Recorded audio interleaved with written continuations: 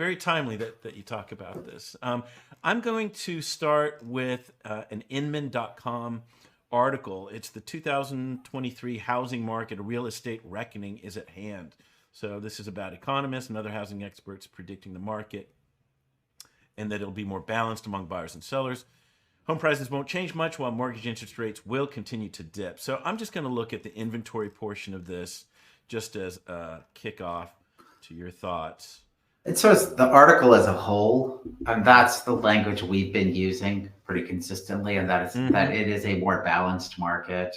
Yeah. I think sensationalism is what drives a lot of media and these days. So a lot of the articles you read are dramatic and pushing one side or the other. But the reality is it's a balanced market. The previous 5+ years have been absolutely a seller's market. Yeah. Yeah. So it's no longer a one-sided market. And I'd like to say here, because we'll find this in the inventory portion of this, but more balanced might be a better way to put it. It's getting there. Right. One of the toughest things to grasp, again, before we get just laying the groundwork for this article, as a buyer, is that it doesn't matter where the market is. It could be 100% a buyer's market, and the seller could just choose not to negotiate. Rational, irrational, it doesn't matter. It's funny. Their property, and they can do whatever the hell they want. And if you don't like what they're doing, then it just doesn't get sold.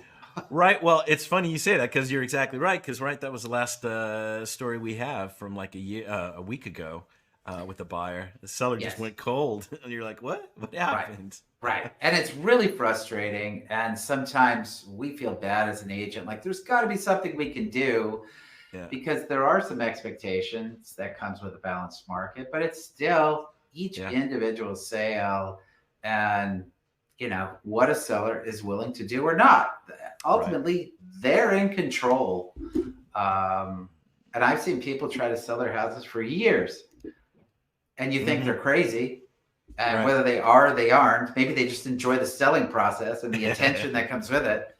But that's their choice. Well, I have to tell you, and then we'll get into this. I've already looked up that seller, and I know where his office is. I know what he's doing. I was already thinking, gosh, man, is it time yet? Do we call him up? Do we just say, hey, can you just talk with us and let us? I want to get that place for them because I don't see that kind of place coming just anytime, It was unique. So yes, to your answer, let's do it. And this is like the extra stuff we do. So absolutely, let's call. Yeah. All right. Well, look, guys, so let me start with this about inventory. And this is dated, I think, end of 22. So it's pretty recent.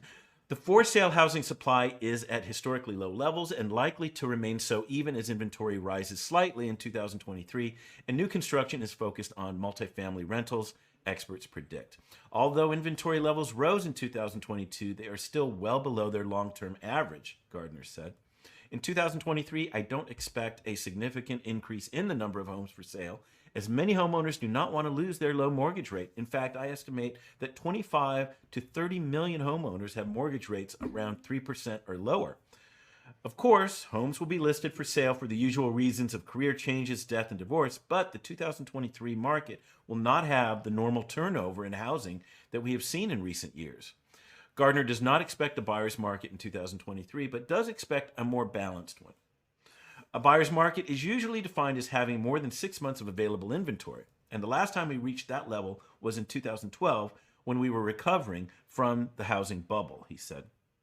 To get to 6 months of inventory, we would have to reach 2 million listings, which hasn't happened since 2015. In addition, monthly sales would have to drop below 325,000, a number we haven't seen in over a decade.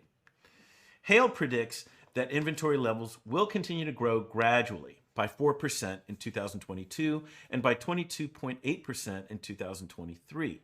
As the turnover of homes slows, that still puts inventory lower than in 2019. The level of inventory in 2023 is expected to fall roughly 15% short of the 2019 average, Hale said.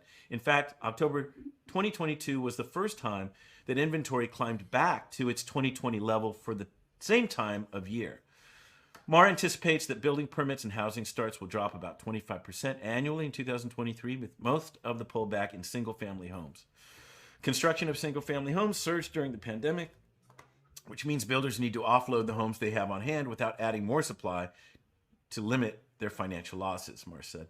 They'll pull back dramatically in some markets like Phoenix and Dallas, where they built too many homes in anticipation of demand that's failing to materialize. While he expects that rental building activity will fall slightly next year, he doesn't expect it to fall as much as the construction of single-family homes. Constructing rental units, including apartment buildings and multifamily houses, will make more financial sense for builders next year, as rental demand won't fall off as much, he said. Some construction spending will shift to remodels, as many Americans who were hoping to move will instead opt to renovate in the face of high mortgage rates. And that has happened a lot in our market in Los Angeles. Right. Yeah. And this is a broader market perspective. Like, we don't get a lot of new development. We do get a sprinkling of small lot on infill. And that small lot is not just city. That's really where it started. That was its base. It's moved out to valley communities, and we're seeing some of it there. But we don't get tract home developments by any means. So it is resale market, and yes, people are choosing to remodel and stay, expand, build ADUs, rather than list. And it's a very good article, and I know we're going to post this article for people to see. They'd have to reach out to us if they want to read the entire article, which has multiple components that they say will affect the overall market in 2023. But in my opinion, for Los Angeles and surrounding communities, it's very much about inventory. I know interest rates has an impact. Politics has an impact. We're back to circus level politics again these days. Right. The war in Ukraine has an impact, but